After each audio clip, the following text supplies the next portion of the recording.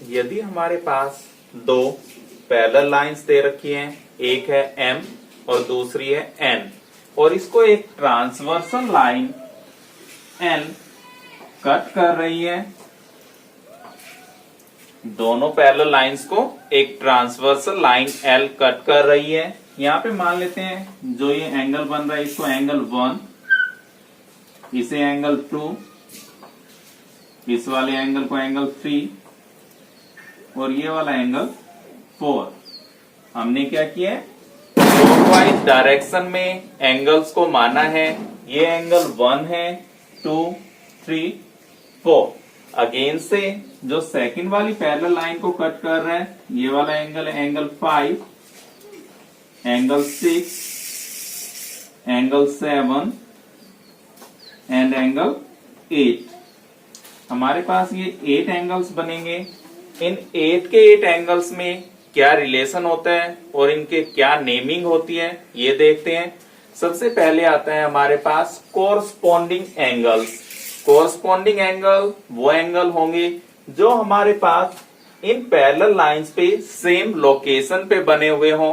जैसे इस फर्स्ट वाली पैरेलल लाइन पे एंगल 1 यहाँ पे बना है, अगर इसी तरह से बात की जाए तो इसी सेम लोकेशन पे सेकंड वाली लाइन के साथ एंगल कौन सा बन रहा है, एंगल 5।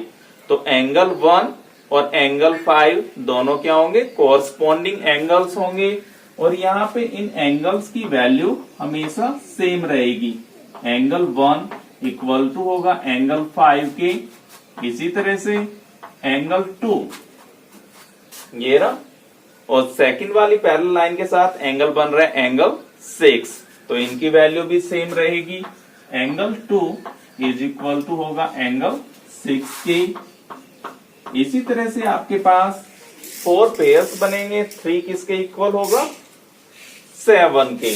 तो एंगल 3 इक्वल टू होगा एंगल 7 के, और एंगल 4 इक्वल टू होगा एंगल 8 के। तो ये ध्यान रखना है कि जब भी आप इसको बना रहे हो, 2 पैरेलल लाइंस और एक ट्रांसवर्सल लाइन को, तो यहाँ पे जो हमने एंगल्स को डिनोट किया है वो यहाँ पे किया है 1, 2, 3, 4 क्लॉकवाइज डायरेक्शन में किया है। जैसे क्लॉक घूमती है ना, उस डायरेक्शन में इनको हमने क्या किया है, मेंशन किया है। सेम फिर 5, 6 जहां पे हमारा 1 था उस प्लेस पे क्या लिया, फिर 5, 6, 7, 8। कोरस्पॉन्डिंग एंगल्स वो एंगल्स होते हैं जिनकी लोकेशन सेम रहती है। यहाँ पे एंगल 1 की और एंगल 5 की सिमिलरली इस तरह से आपके पास 4 पेयर्स बनेंगे। These are known as the corresponding angles. Next आते हैं हमारे पास alternate interior angle.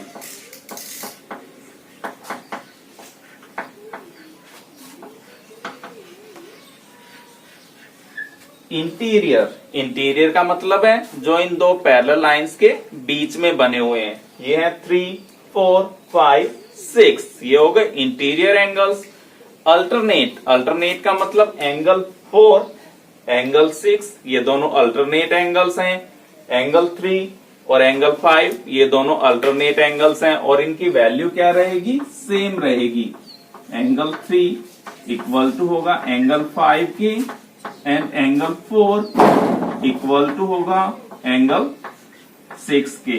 These two angles are known as the alternate interior angles.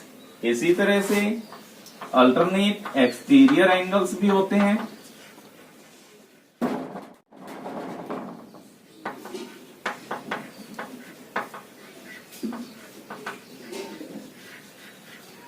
Alternate exterior का मतलब जो बाहर की तरफ बने हुए हैं। एंगल 1, 2 बाहर बना हुआ है और एंगल 7, 8 आपके पास बाहर बना हुआ है। इनके अंदर अल्टरनेट कौन से होंगे, 1 और 7। इनकी वैल्यू भी आपके पास क्या रहेगी, इक्वल रहेगी। एंगल 1 इक्वल टू होगा एंगल 7 की, एंड एंगल 2 इक्वल टू होगा एंगल 8 के। नेक्स्ट देखते हैं interior angles on the same side of transversal, same side of transversal.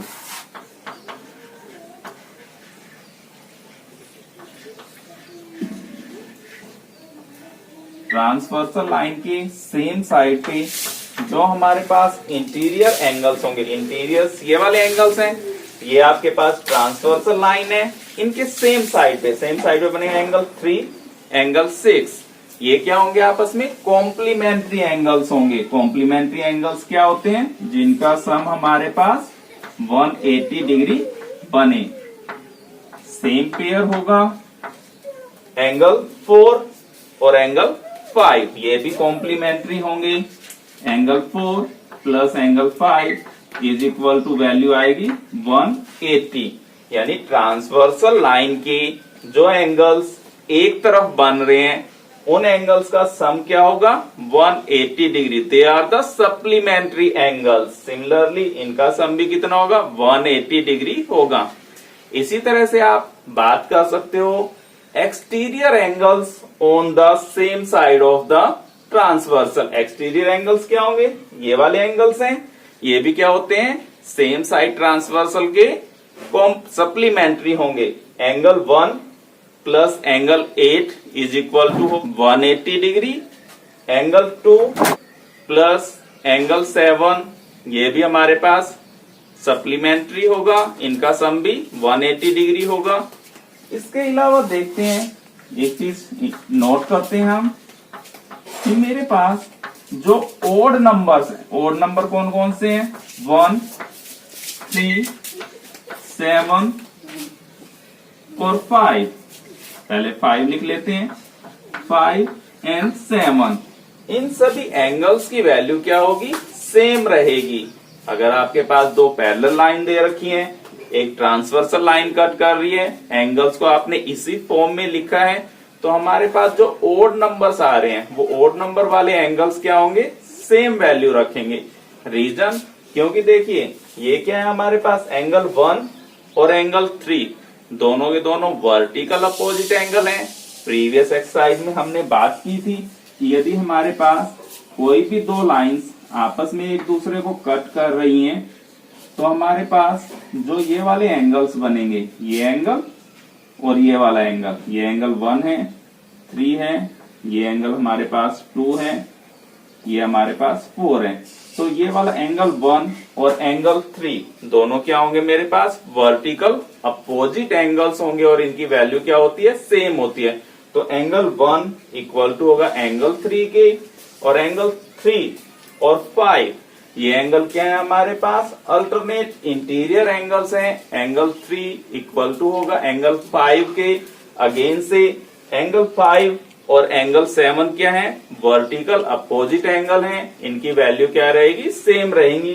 तो मेरे पास ये ओड नंबर्स वाली वैल्यूज क्या रहेंगी? सेम रहेंगी। सिमिलरली आप देख सकते हो कि angle 2, angle 4, angle 6 and angle 8 इनकी वैल्यू भी क्या आएगी? आपस में सेम आएगी। तो आपको आज यही करना है कि इन एंगल्स को रिमेम्बर कर लेना है कि कौन से एंगल की नेमिंग हमारे पास कोरस्पॉन्डिंग एंगल्स हैं, कौन से एंगल अल्टरनेट इंटीरियर एंगल हैं, अल्टरनेट एक्सटीरियर एंगल, और हमारे पास interior angles on the same side of the transversal line क्या होते हैं? सप्लीमेंट्री होते हैं। कभी भी हमें प्रूव करना पड़ जाए कि दो लाइनें हमारे पास क्या है? पैरेलल प्रूव करनी है, तो उसके लिए क्या करेंगे? हम कोई भी एक पेयर प्रूव करके दिखा देंगे। कि जैसे मैं ये प्रूव कर दूं कि एंगल 1 एंगल 5 के इक्वल है, तो हम वहां से कह सकते हैं कि ये दोनों लाइनें क्या होंगी? पैरेलल होंगी।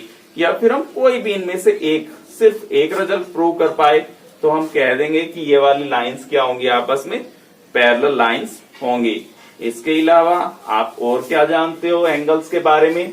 कि एंगल 1 और एंगल 2 इन दोनों का सम कितना होगा? 180 डिग्री होगा। लीनियर पेयर ऑफ एंगल्स हैं ये मेरे पास, क्योंकि एक लाइन पे बने हुए हैं। 1 + 2 180 डिग्री होगा।